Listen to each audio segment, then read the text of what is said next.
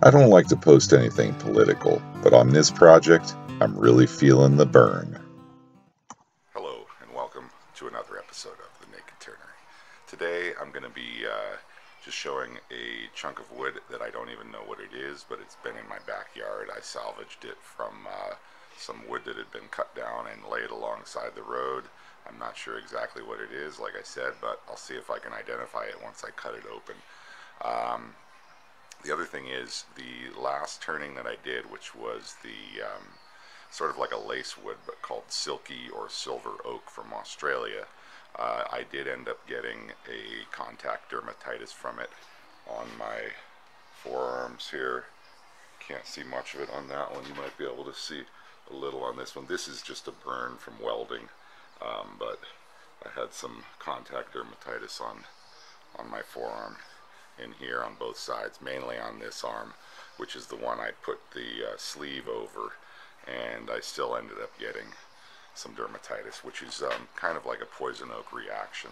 So if you are turning any silver or silky oak or lace wood, leopard wood, other types of wood like that, there are potential problems with respiratory ailments if you happen to be allergic to it. The tannins and other poisonous chemicals inside of some of these woods can do damage to the human body. So make sure before you're turning something, try to find out a little bit about that wood. This is kind of why I'm letting you know this. And if you are turning anything that you suspect might be toxic to you, definitely make sure you're wearing some kind of respiration, and then maybe have some something long sleeve that does not absorb moisture or dust. Some kind of like a rain slicker or a turning smock, something like that. Alright, well, I'm going to start chainsawing this piece up, and I'll show you what I'm doing. Always remember to read, follow, and understand any shop safety for any tool that you're going to be using. And today I will be wearing a full face shield while I'm cutting this. I have, with some of these chunks of wood in the past, found metal on the inside of them, so you gotta watch out for that. Anyway, I'm gonna be, I have a sawbuck here, which I made, which is just nothing more than a small set of 2x4s screwed together to create a little V-notch that you can set your logs in. It's very handy for trimming logs down. Alright, so let's get started. Safety gear first. Good. And I have an electric chainsaw, which is really nice for this. There's no lack of torque. I'm going to slice the end off here first.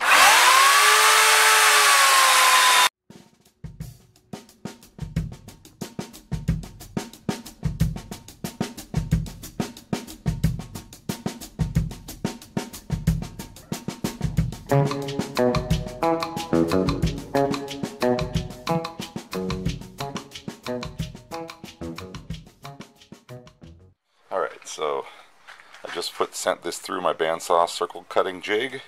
Got a really nice cut. Prepped my blade with a little bit of wax so that it wouldn't stick in here. But this wood is pretty dry, so I didn't have any problems with moisture, wet wood binding up the blade. And I think, what do I have? I have a 4 TPI blade, or 4 teeth per inch blade on my bandsaw, and it cut like butter. Now I'm going to mount my faceplate on here, and then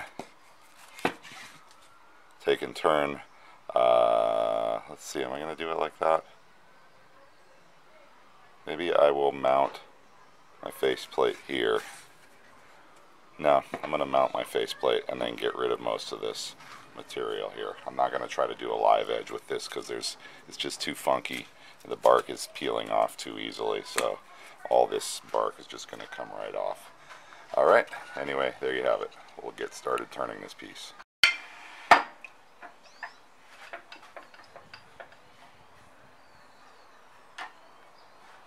Just a little bit of pressure back there, just in case, so this thing doesn't try to pop off there.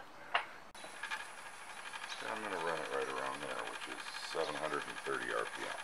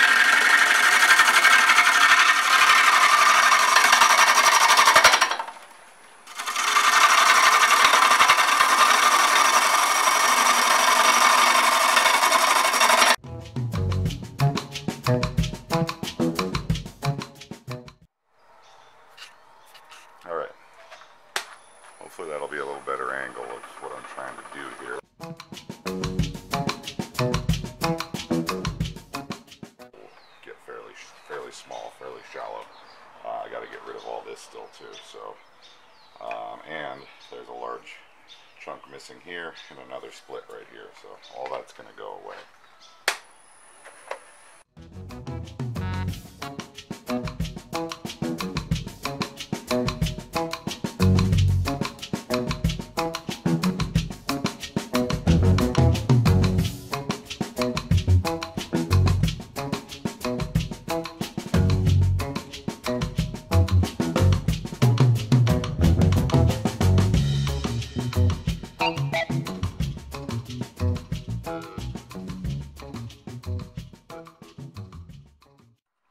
Oops.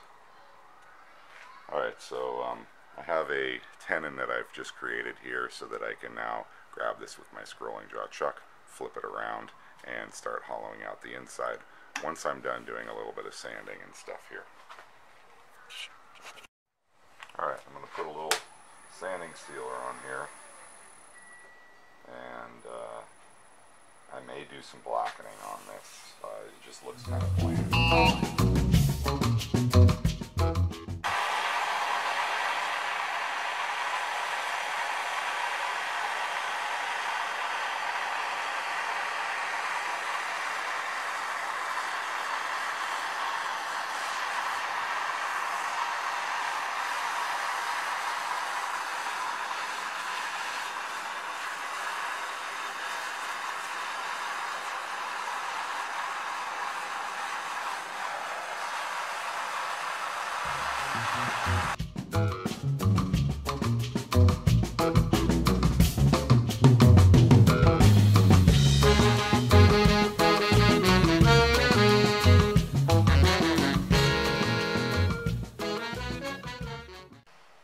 So that opened up some cracks in here because this wood was still a little wet,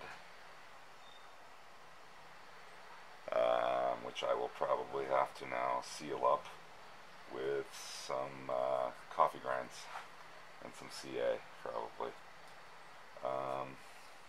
Needs a little more darkening in here.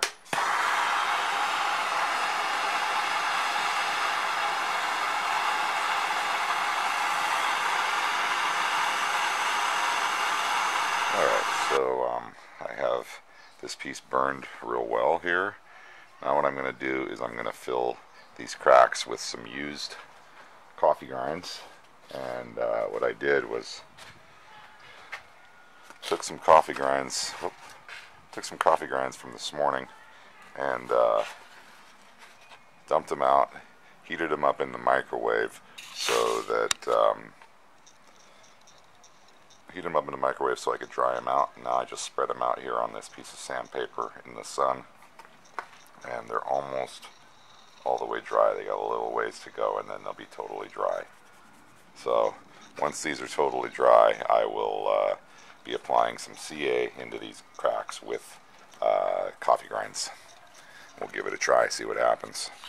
Okay, I'm going to be applying some thick CA glue down into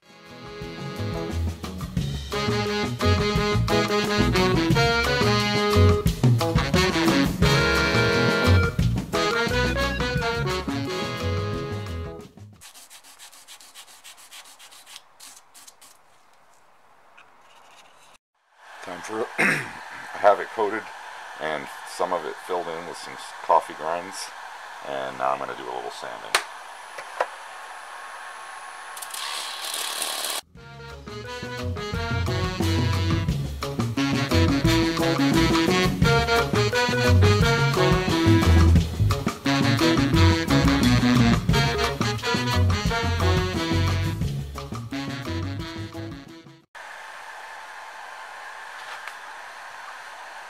Alright, so this is, I think I'm going to call this bowl Feel the Bern for Bernie Sanders, because I'm doing some burning and guess what? Some sanding. Get it?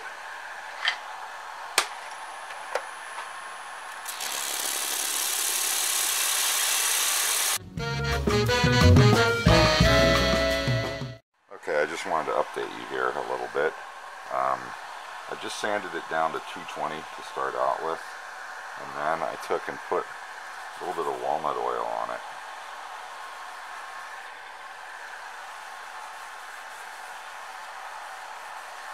And then with this particular bowl, I'm going to try something a little different here.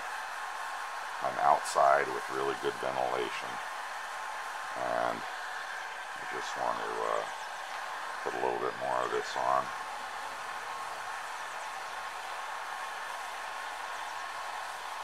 And there we go. I've still got some of these checks and stuff here, so what I'm going to do now is I'm going to turn my wave down as slow as it'll go. And I'm in reverse. And I'm going to take and do a CA glue bath over that whole piece.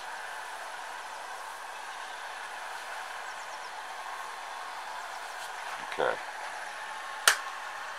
And the walnut oil is allowing it to slide on, and then it'll start curing up, so I'm going to move out of the way and let it cure. Okay, I'm doing a little wet sanding, 320 grit.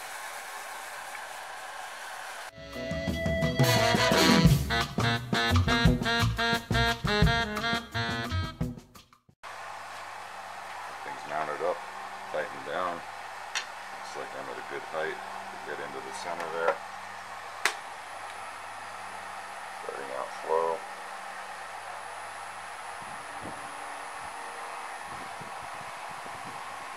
Okay, I'm up to 1400 RPM right there. And I'll be coming in and surfacing this off. There's a big chip right here at the beginning.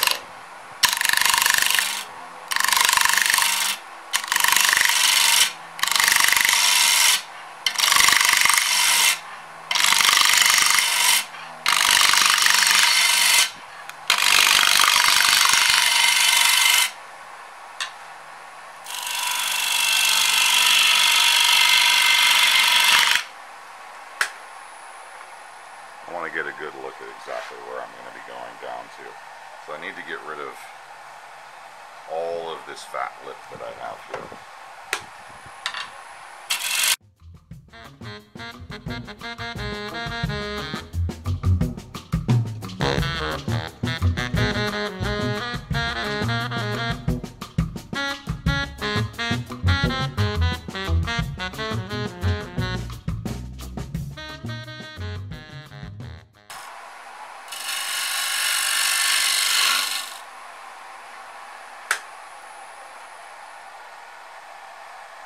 And then I think what I'm going to do with this is I'm going to darken this edge as well, and then I'll leave the inside of the bowl light.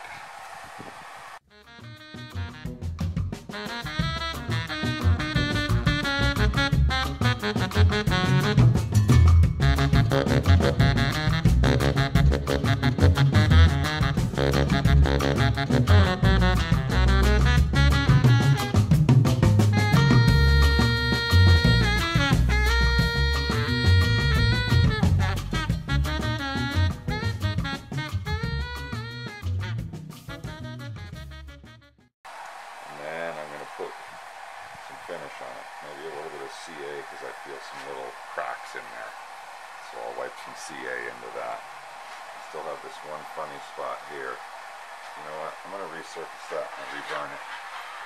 There's one crack there that's really bugging me, and hopefully I'll be able to get rid of it.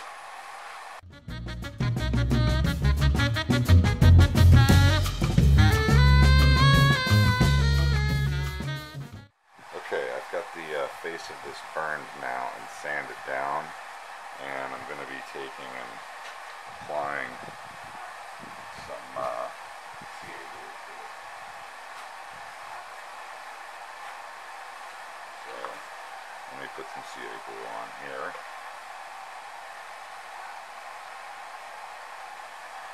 Glue it on here.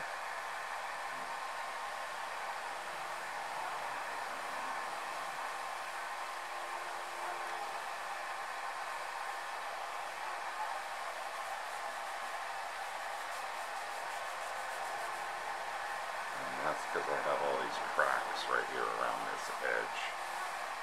So I'm trying to kind of stabilize them a little bit.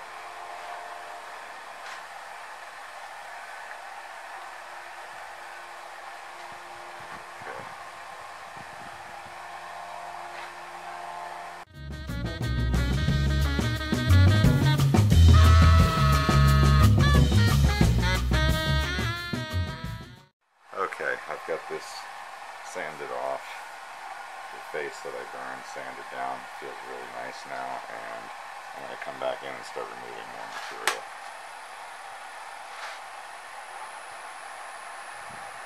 And I'm turning up around 1300 RPM.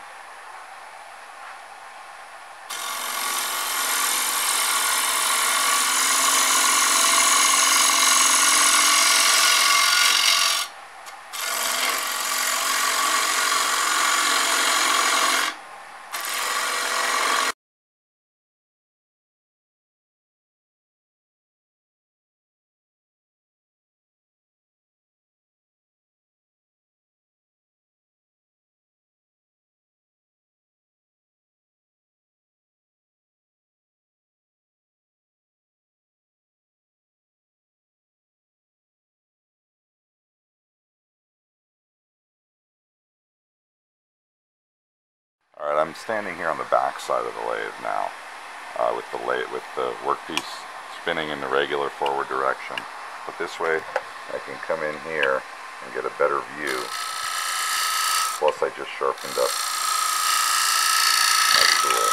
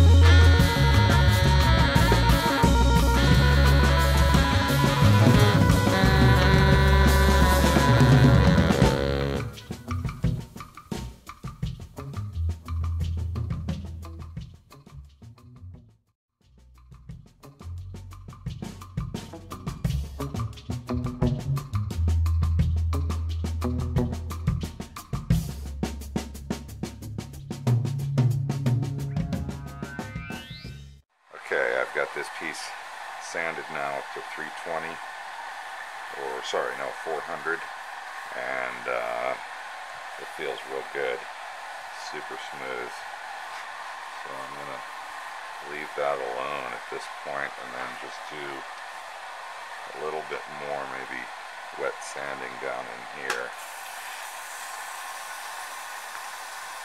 I see one funny little color line that I don't know what it's from. Let's see if I can blend some of it in.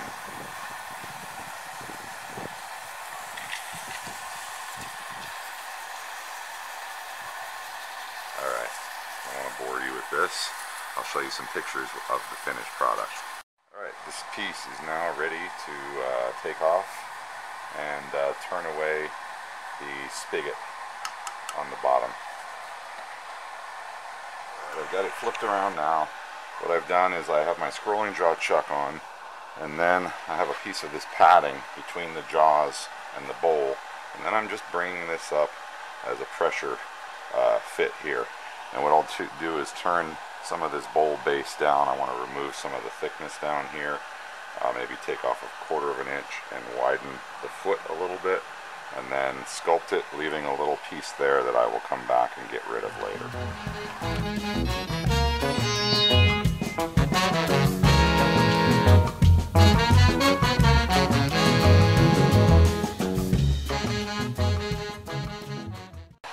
I am going to sand this down.